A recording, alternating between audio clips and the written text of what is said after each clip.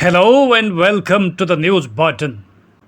In an utter disgrace to India, Khalistanis in Canada paraded for 5 kilometers a tableau depicting former Indian PM Indira Gandhi's assassination.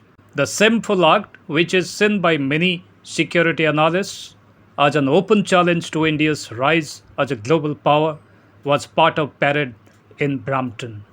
How could Canada allow this? Celebrating the killing of a former Prime Minister of a friendly nation is not freedom of expression. Shame on Justin Trudeau's government, which relies on Khalistani elements for vote bank. This is yet another example of Western duplicity. While allowing terrorist elements to thrive on its own soil, they never give up any opportunity to lecture India on human rights and religious tolerance. India, which has always been a friendly nation for Canada, has been wronged badly. Year after year, despite gentle diplomatic protests lodged by India, Canadian PM Justin Trudeau has refused to take action. He has given Khalistani separatism a new name, freedom of expression. So what should be India's response? How to make an unwilling Trudeau to see reason? Before delving into it, let's take a bird's eye view of the activities conducted by Sikh separatists in Canada. A Sikh separatist group called Sikhs for Justice, or SFJ, organized a so-called referendum in the Canadian city of Brampton on Sunday, asking the Sikh diaspora in Canada to vote on whether the Indian state of Punjab, where the Sikhs are in a majority, should be an independent country, what they call Khalistan, or not.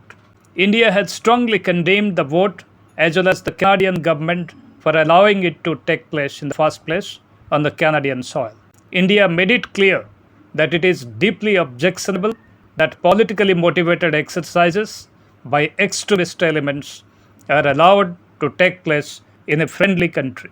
Canada has said that it respects India's sovereignty and territorial integrity, but it has refused to stop the vote, citing freedom of expression, quote unquote.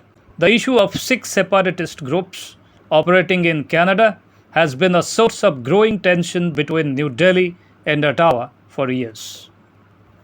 India accuses Canada of sheltering Khalistani activists who advocate violence and terrorism against India. Canada is also increasingly housing Pakistan-sponsored Khalistani leaders, and dozens of such individuals are believed to be operating from the country now.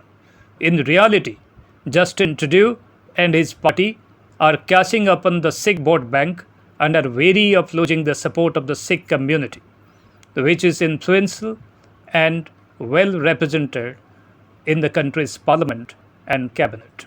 So what should India do to make Canada behave?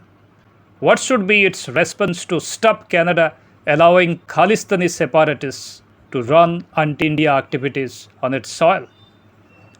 Let's see one by one. Number 1. Diplomatic pressure. India should continue to raise its concerns with the Canadian government and urge it to take action against the Khalistani groups and individuals who pose a threat to India's security and integrity. India could also seek cooperation from other countries that have similar problems with separatist movements, such as Spain, China, and Turkey. Number 2.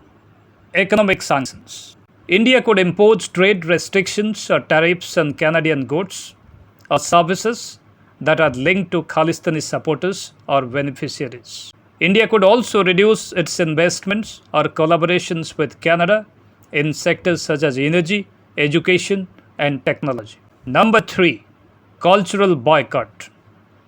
India should suspend or cancel cultural exchanges or events with Canada that involve artists, sports people, or academics who endorse or sympathize with the Khalistani cause.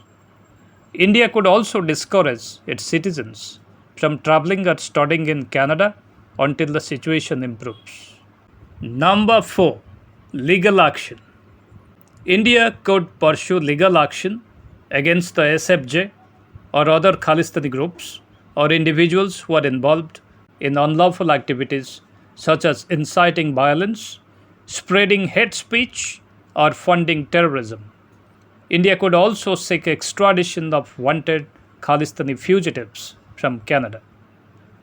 These are some possible responses that we feel India could consider, but each of them or all together may have different ramifications and consequences for both the countries. Although the Indian government has been patient and weighing only diplomatic options, it has so far borne zero results. It has only encouraged Khalistanis and their supporters in Canadian political dispensations. It's time India take tougher actions to compel Canada to stop supporting anti-India forces on its soil. Hope you liked the video. Before leaving, leave your comments in the comment section and do not forget to like and subscribe to our channel. Thank you. Thanks for watching.